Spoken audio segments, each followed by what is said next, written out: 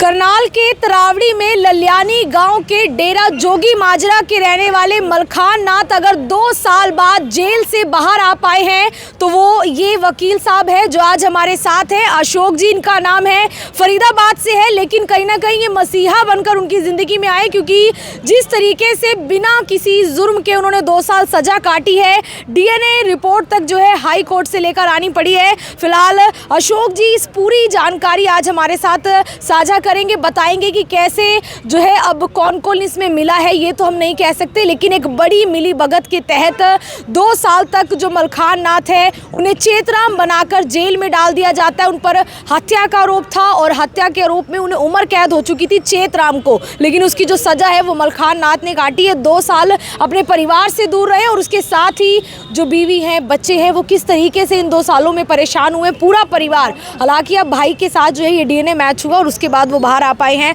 सबसे पहले अशोक जी, इस परिवार के लिए तो आप मसीहा बनकर सामने आए, क्योंकि परिवार का भी यही कहना है कि अगर आप आए हैं तो ही जो है वो बाहर आ पाए हैं। सबसे पहले मैं आपका जनता ब्रेकिंग न्यूज़ का यहाँ करनाल लघु सचिवालय में पहुँचने पर बहुत बहुत धन्यवाद करता हूँ, आभार व्यक्त करता हूँ। और आपने इन गरीब लोगों की आवाज़ को उठाया, पहले भी उठाया था जब ये अंदर जेल में गए थे, और अभी 2 दिन पहले भी आप घर भी गए थे, घर से भी आपने रिपोर्ट आपने की थी, उसके लिए भी मैं धन्यवाद करता हूँ। मामला मैम इस तरह से है कि ये एक फ़िल्मी अंदाज में, ये कहिए फ़िल्मी अंदाज में एक गरीब निहत्थे आदमी को ये हरियाणा पुलिस की बहुत बड़ी नाकामी रही है। जबकि आज तक पुलिस, हरियाणा पुलिस क्या, उत्तर प्रदेश पुलिस का, सारी पुलिस हाईटेक है।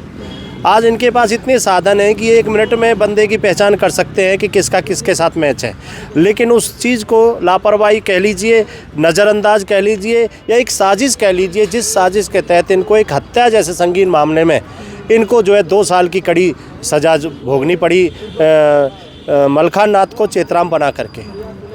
तो ये अगर हम ये भी और भी पेंडिंग हो जाती, हो सकता है कि बहुत सारे खुलासे होते अगर हम ऑनरेबल हाई कोर्ट ना जाते। हमने अपनी रिट फाइल की, वहाँ के हमारे advocate, senior advocate mister MR Sharma ji हैं जिन्होंने हाई कोर्ट में अपनी रिट डाली।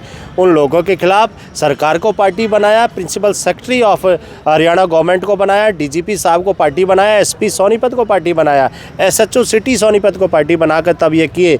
नोटिस जब इनके पास गए और वहाँ से हमने लिबर्टी ली कि जस्टिस जो कपूर साहब हैं वहाँ पर, उन्होंने हमें जो सिंगल बेंच में मामला था हैवी कॉपस में सेकंड डे वहाँ पर मतलब आ गया नंबर इसका। तो जब जो है यहाँ पर हमें लिबर्टी के साथ जब कोर्ट में पेश हुए तो यहाँ आते ही हमें न्यूज़ मिली कि आपकी रिपोर्ट आ गई है, FSL रिपोर्ट। हम बड़े खुश हुए कि इस तरह के मामले हैं। हम जाके वहाँ पर जज साहब से मिले, FSL रिपोर्ट जब जज साहब ने देखी तो हमें तुरंत डिस्चार्ज के लिए एप्लीकेशन हमने दी और 29/11/2025 को ये जो है ना उन दोनों जो चार्जेस से डिस्चार्ज हुए।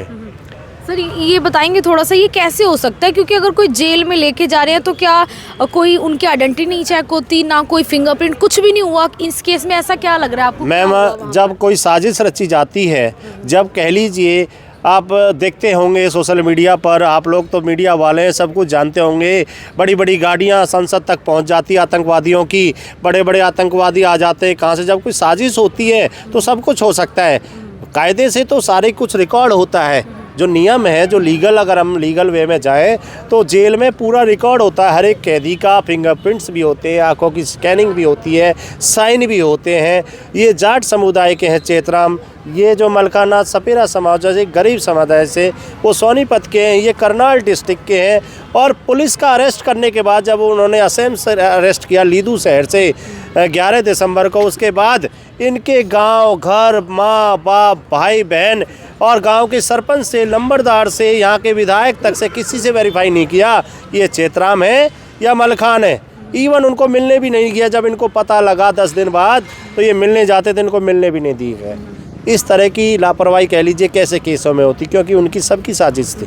क्या किस की लग रही है? चेतराम के परिवार और पुलिस की है? चेतराम का पूरा परिवार, उसकी बेटी, उसकी मदर, उसके फादर और उसके भाई बहन और उनके बेटा बेटी, सबकी उसमें साजिश है। उनके गांव का सरपंच जो उनके गांव के पिनाना के सरपंच जिन्होंने आइडेंटिफाई किया इनको कि ये चेतराम है, वो सबसे बड़े वो जो है ना हम गुनहगार हैं। जिन्होंने सरपंच एक जनता चुनती है, एक भगवान का स्वरूप होता है सरपंच, उसने भी इस निर्दोष आदमी को फंसाने में कोई कसर नहीं छोड़ी।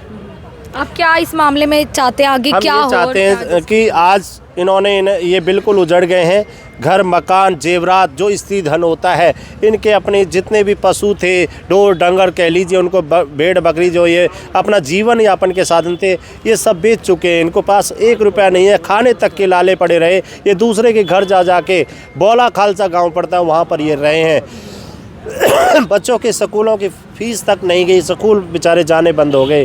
तो मैं ये चाहूँगा हमारे सीएम साहब से, हमारे माननीय मुख्यमंत्री नायब सिंह सैनी जी से कि एक इन गरीब परिवार के लिए एक मुआवजा राशि तो हुई, साथ में एक एफआईआर दर्ज हो, सख्त धाराओं में एसआईटी गठित करके इनको जो है पूरी तरह तहकीकात की जाए। एक निष्पक्ष अफसर से, ऑफिसर से, एसपी रैंक के अधिकारी को उसका हेड बना करके एसआईटी गठित हो, ताकि इस मामले में जो है पूरी जांच हो, गहनता से जांच हो और कोई दोषी आदमी इसमें ना बचे।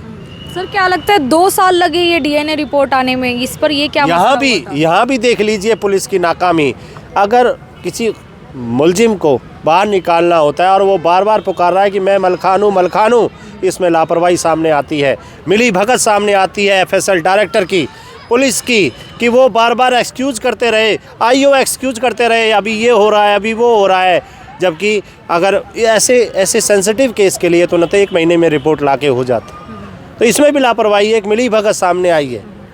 देखिए आपको मैं थोड़ा सा ये बता दूं कि ये वही मामला है जब सोनीपत के पिनाना गांव में 1997 में एक महिला की हत्या हुई थी, जो उसी गांव के चेतराम ने की थी, और उसी मामले में चेतराम की जगह मलखान नाथ को जो है गिरफ्तार किया। चेतराम गिरफ्तार हुआ था, वो पेरोल पर बाहर आया और उसके बाद वो जेल नहीं गया। सोनीपत पुलिस ने जब मलखान नाथ को पकड़ा तो इनका जो उस परिवार से कनेक्शन है वो ऐसे हुआ था कि ये वहाँ पर भिक्षा आदि के लिए गए हुए थे, और जो चेतराम की माँ है उन्होंने इनको अपना धर्म का बेटा कहिए, इस तरीके से वो इनसे बातचीत करती थी।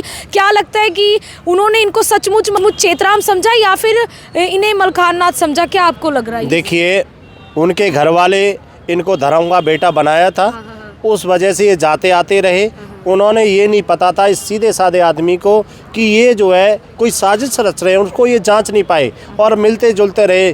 जब ये बाहर चले गए अपने गांव के साथियों के साथ, अपने समुदाय के साथियों के साथ असम जैसे प्रदेश में, वहाँ से इनका नंबर ट्रैक किया गया, वहाँ पर जब अरेस्ट करके लाए हैं, वहाँ पर आने के बाद भी हम पुलिस को भी ये कहेंगे, आने के बाद भी पुलिस को वेरीफाई करना चाहिए था, वेरीफाई करके, क्योंकि एक बहुत बड़े मुकदमे में जिसको जो है ना दूसरे आदमी को बनाकर मुलजिम जो है अंदर कर रहे हो, तो उसको जो है ना पूरी तरह से वेरीफाई करना चाहिए था।